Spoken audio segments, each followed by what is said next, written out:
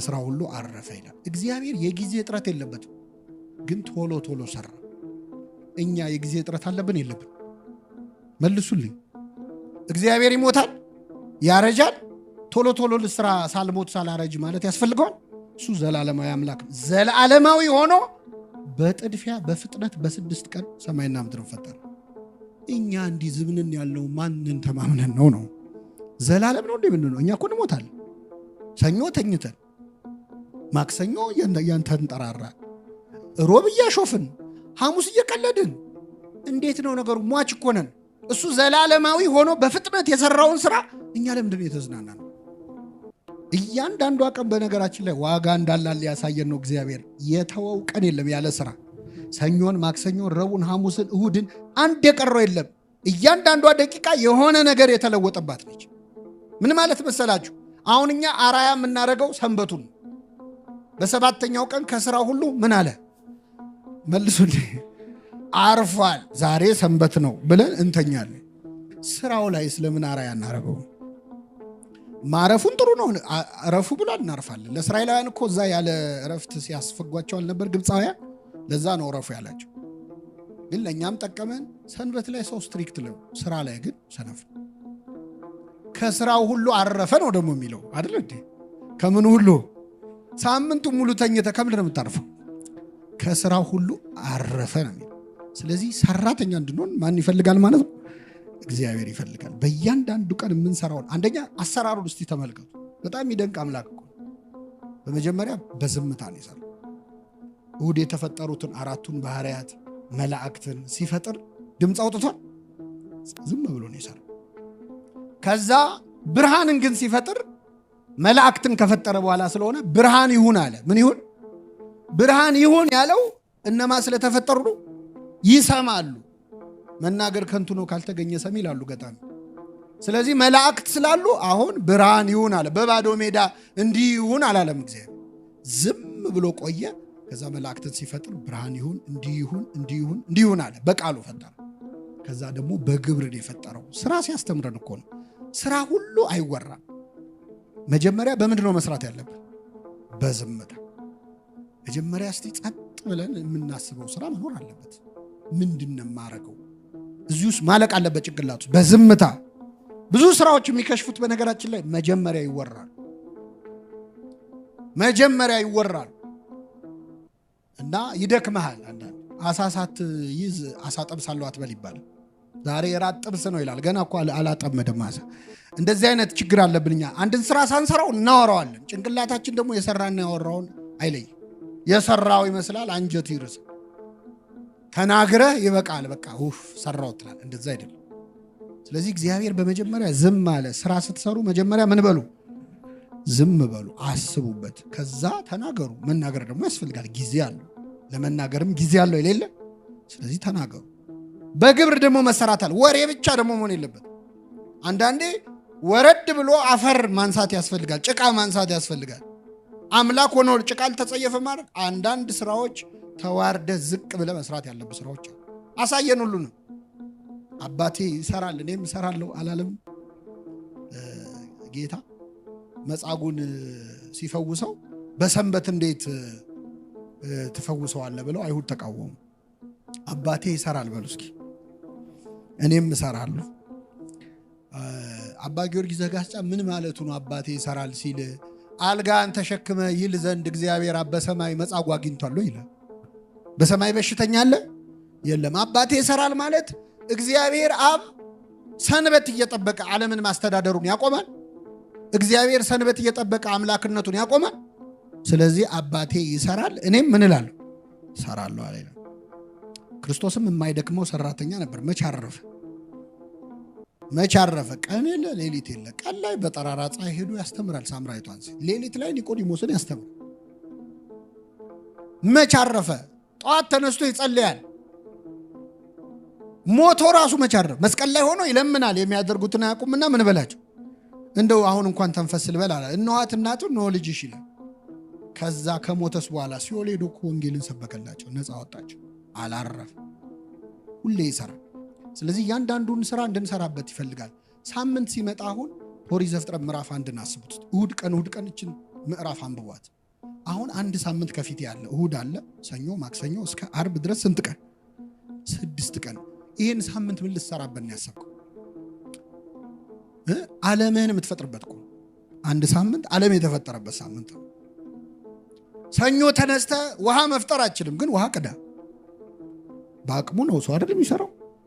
የሆነ ስራ መስራት አለብን። ሰኞ የምንሰራው ለማክሰኞ፣ የማክሰኞ ለረቡዕ መንገድ መጥረግ የለበትም አለበት። ዓለም በተፈጠረበት ሳምንት ነው የምናላግጠው እኛ ማለት። እግዚአብሔር ዓለምን በሰራበት እጽዋትን መፍጠር ባትችል ችግኝ ትከል፣ ወይ ደግሞ እንደ ችግኝ የሆነ ሰዓት የሚያፈራ ጊዜ ወስዶ ውጤት የሚያመጣ የሆነ ነገር ስራበት። እግዚአብሔር በስነ ፍጥረቱ ያሳየን እረፍቱን ብቻ አይደለም ስራውን። እያንዳንዱ ሳምንት ዓለምህን የምትሰራበት ነው። ግን ሰኞ ተኝተ ማክሰኞ እየተበደርክ ሮብ እንትን እያልክ ከሆነ ቅዳሜ እንዳታርፍ አደረ። አይመለከተንም እረፍታችን። እያንዳንዱ ሳምንት ለካ አካውንት ያደርጋል። ያው ሟቾች እኮ ነን እኛ።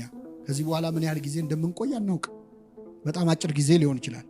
እሱ ዘላለማዊ ሆኖ የሰራበትን ጊዜ እኛ ጊዜያዊ ሆነን እንዳናባክነው እግዚአብሔር ይፈልጋል። ጊዜያችንን በአግባቡ ለመጠቀም ያብቃል።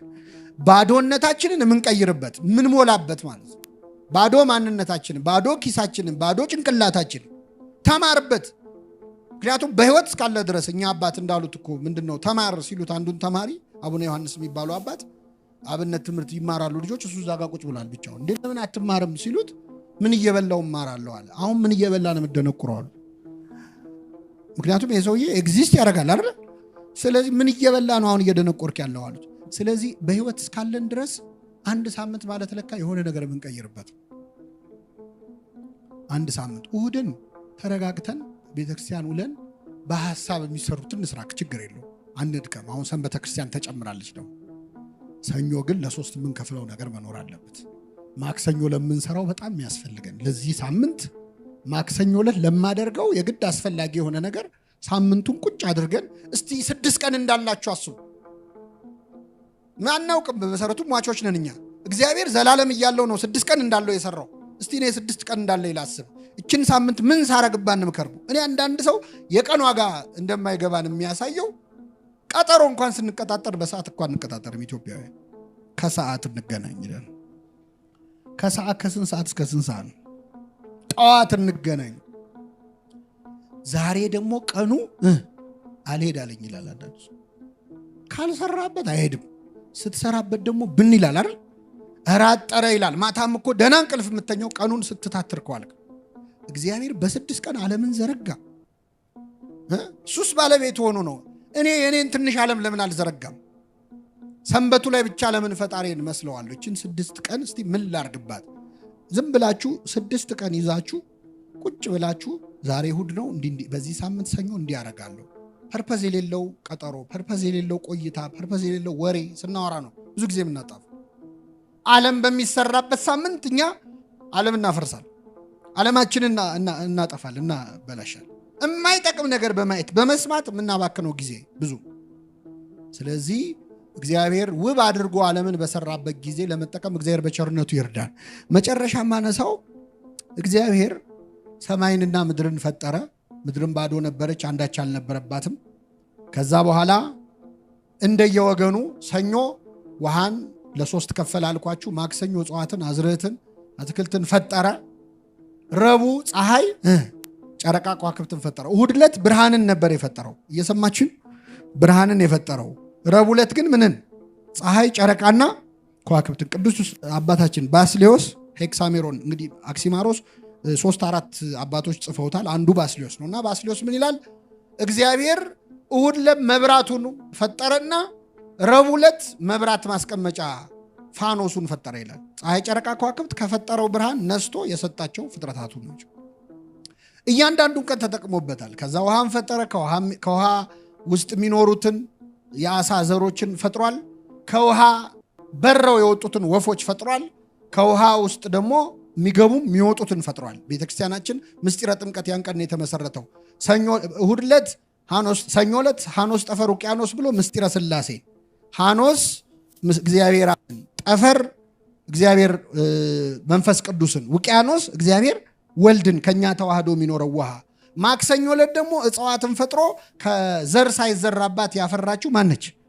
ስለዚህ ምስጢረ ስጋዌን ማክሰኞ ዕለት አሳየን። ምስጢረ ጥምቀትን ሐሙስ ነው ያሳየው። ምስጢረ ጥምቀትን ምን ሐሙስ ዕለት አሳየ። ምንድነው? ከውሃ ነው። ውሃ ሕይወት ያላቸውን ታስገኝ ያለ እግዚአብሔር ውሃ አሶችን አስገኘች። ከባህር በረው የሄዱ ወፎችን አስገኘች። አንዴ ባህር አንዴ ምድር የሚሉትን ሰዎች አስገኘች። ጥምቀት ናት እቺ። ጥምቀትን በዛን ቀን መሰረተ። የተጠመቅነው ክርስቲያኖች 3 አይነት ነን። እንደ አሳ ተጠምቀው እዛው ቤተክርስቲያን የቀሩ አሉ የሉ አሉ። ሁለተኛ ተጠምቀው ከቤተክርስቲያን ምን ያሉ እንደ ወፍ በረው የቀሩ አሉ። እንዲህ ከመሆን ይሰውረን። ሶስተኛ እና አዞ እነ የባህር ኤሊ ደግሞ አንዴ ባህር ውስጥ አንዴ ውሃ ውስጥ የሚሉት ሰኞ ፕሮቴስታንት ማክሰኞ ኦርቶዶክስ የሚሆነው እነ ወጣ ገባ ማለት ናቸው። ገባ ወጣ የሚሉት ናቸው ብላ ምስጢረ ጥምቀትን ምስጢረ ትንሣኤን 2 ጊዜ አንደኛ በፀሐይ በጨረቃ በከዋክብት፣ ሁለተኛ ዓርብ ዕለት ደግሞ በእንስሳት አፈጣጠር ሰውን ካፈርም በማስነሳቱ እንደ ድጋሚ ወደ አፈር እንደምንመለስና ካፈር ምን እንደምንነሳ አስተምሮናል ይላል። እግዚአብሔር ፈጥሮ ሲጨርስ ያለውን ነገር ልንገራችሁ እናበቃለሁ። እግዚአብሔርም የፈጠረው ፍጥረት ሁሉ በሉ እስኪ መልካም እንደሆነ አየ። መልካም ነው ይላል ራሱ እግዚአብሔር። መልካም ነው አይደል? እግዚአብሔር መልካም ነው በመከራም ቀን። ስለዚህ ከመልካሙ እግዚአብሔር የተገኘው ፍጥረት ሁሉ ምንድነው? መልካም ነው። እኛስ ፍጥረት ሁሉ መልካም እንደሆነ የሚጣል እንደሌለበት እንናገራለን አይደል? የሚጣል የለውም እግዚአብሔር የፈጠረው። የሚያስጠሉ ምንላቸው ፍጥረታት ሁሉ ምንድናቸው? አንዳንድ አሁን የሚዘገንኑ እንስሳት የሉ ለማየት ራሱ እንደው ሸለምጥማት አይጥ ምናምን ግን ይጠቅማሉ፣ ለኢኮሲስተሙ ይጠቅማሉ። ለአንተ ባይጠቅሙ እነሱ ባይኖሩ የሆነ ነገር እንሆን ነበር። እግዚአብሔር አይጠቅምም ብሎ የፈጠረው ፍጥረት የለም። አንዳንዶቹ እንደውም ሲዘገንኗቸው መጥፎቹን ፍጥረታት እግዚአብሔር አልፈጠረም ክፉ አምላክ ነው የፈጠረው እስከ ማለት ደርሷል። እንደዛ እናስተምርም። ሁሉ በእርሱ ከሆነውም አንዳችስ እንኳ ዝንቡም አይጡም ጉርጡም ፈጣሪው ማን ነው? እግዚአብሔር። ሁሉንም የፈጠረ እግዚአብሔር ነው። ከፈጠረው የማይጠቅም የለም። በዛ ላይ ደግሞ መልካም ነው ይላል እግዚአብሔር። ፈጥሮ ሲጨርስ ምንድነው ይላል? መልካም እንደሆነ። አሁን እግዚአብሔር ልክ ፈጥሮ ሲያየው ነው እንደ መልካም መሆኑን የሚያውቀው። እሱ የማያውቀው ነገር አለ የለም። ግን መልካም ነው ይላል። እያስተማረን ነው። ይላችሁ የሰራነውን ማመስገን አለብን። አንዳንድ እህቶቻችን ብላችሁኝ የምታውቁ ካላችሁ እንዳትቀየሙ፣ ወጥ ይሰሩና ባይጣፍጥም ብላ ይላሉ። ብሉ እስቲ አይጣፍጥ ትትና መሆኑ ነው። በእርግጥ ብዙ ጊዜ አይጣፍጥም እንዳይከፋችሁ። ግን ምንድነው የራሳቸውን ስራ የሚያራክሱ ሰዎች አሉ። በጣም የሚያምር ስዕል ስለው በጣም ስታደንቁ አይ ነው ብለ ነው ይላሉ። የሰራውን መልካም ነው ማለት አለብን የለብንም? እያወቀ እንኳን እግዚአብሔር ምንድነው ብሏል? መልካም ነው ብሏል። አንድ ቀን ብቻ ነው መልካም ያላለው። ምን መሰላችሁ? ሰኞ ዕለት። እየሰማችሁ ነው? 7 ጊዜ ነው መልካም መልካም መልካም ያለው። ሰኞ ዕለት ግን መልካም አላለም። እኔ ሰኞ ለምንድን ነው የሚከብደኝ እላለሁ። አንዳንዴ ሰኞ አይከብዳችሁ? የብዙ ሰው አንፌቨራይት ቀን ነው። ብቻ መልካም የሚለው ቀን ቃል የሌለው ሰኞ ነው። ሌሎቹም ግን መልካም አንዳንድ ቀን አለ 2 ብሏል፣ 3 ሁሉ ብሏል፣ 4 ሁሉ ብሏል። መልካም ነው መልካም ነው መልካም ነው። መጨረሻ ላይ ግን እጅግ መልካም ነው። ማንን ሲፈጥር? ሰውን ሲፈጥር ጥቀ አዳም እጅግ መልካም። እግዚአብሔር እጅግ መልካም ነው ያለው ፍጥረት ማንን ነው? ሰውን፣ እኛን ማለት ነው። ለመሰላችሁ ይሄን ያነሳሁት። አንዳንዴ እኔ መጥፎ ነኝ እንላለን።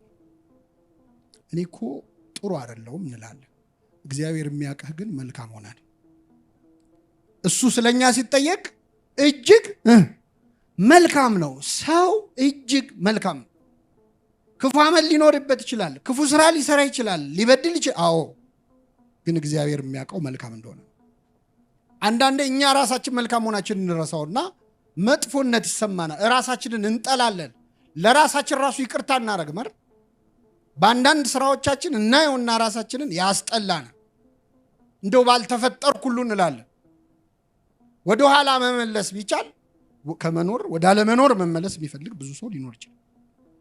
አንዳንዶች ይህም መቋቋም ሲያቅታቸው ራሳቸውን ሁሉ ያጠፋል። ራሱን ያጠፋው ግን እጅግ መልካም የሆነው ሰው። እግዚአብሔር አንድ መልካም ጎደለብኝ ብሎ ነው የሚያዝነው። ምክንያቱም እግዚአብሔር የፈጠረው ሁሉ ምንድነው? መልካም ነው። የሰማነውን በልቡናችን ያሳድርብን።